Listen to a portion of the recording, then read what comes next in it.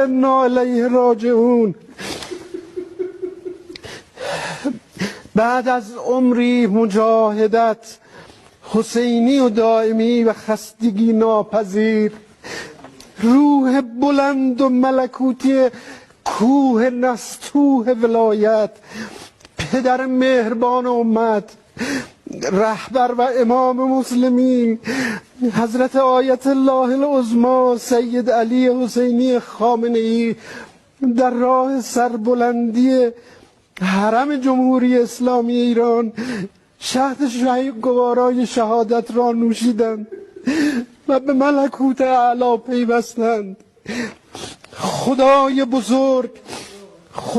بزرگ و شکست ناپذیر با ملت حماسه ساز و تاریخ ساز ایران است تا عهدی که با امام خود بستند تا سرانجام ظهور پیش برند.